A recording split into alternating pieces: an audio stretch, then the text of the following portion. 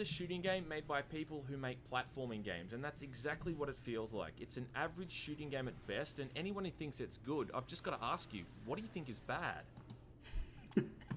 He's not wrong, but I find it funny that he makes that statement, considering that their first game actually was a first-person shooter.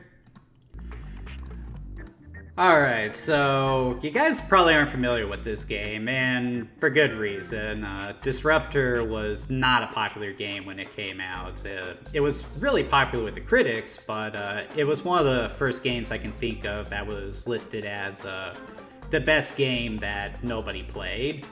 Though, based on that, a lot of you guys might be wondering why I decided to look at it, and based on some of the images I've shown, you can probably guess why. This is actually the very first game that was ever created by Rockstar developer Insomniac Games. Most people assume that it was a certain other video game, but nope. Their first video game was an underrated first-person shooter for the PlayStation called Disruptor.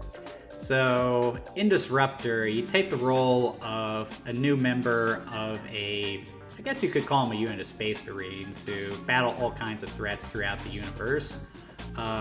Your character has a lot of expectations on his shoulder because his family is very well known within this organization, but as he starts undertaking missions, he realizes that there's a greater conspiracy going on and he might be at the center of it.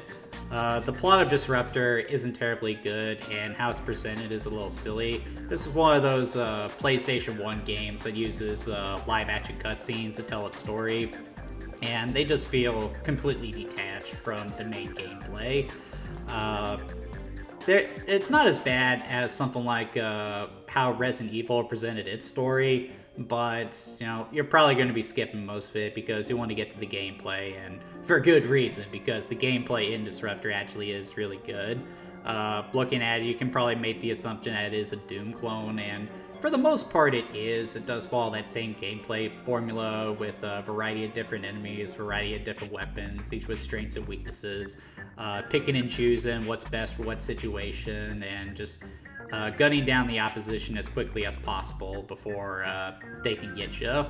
The game does set itself apart from Doom, though, with its psionic abilities, which are basically superpowers that you can employ to get an edge on the enemy.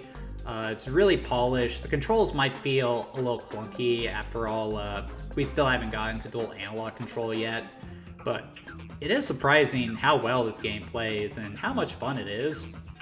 It was a pleasant surprise playing this game, and it's a shame that it ended up being underappreciated in its time. I think the main reason that this one just didn't stand out at the time was primarily because not too long after Disruptor was released, the PlayStation version of Doom came out, which was the first time that Doom, as well as Doom 2 in its entirety, was released on consoles.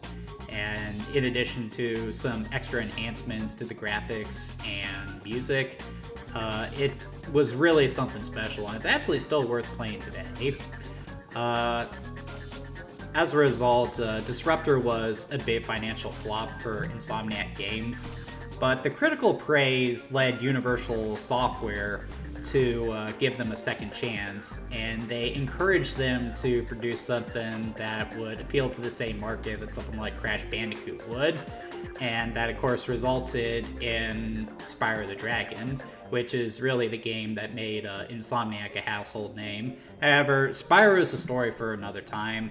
After the PlayStation bit the dust, much like Naughty Dog, Insomniac would end up leaving Spyro behind and would move on to other projects. Probably their most famous would be the Ratchet & Clank series, which is one of the longer running series that Sony has supported.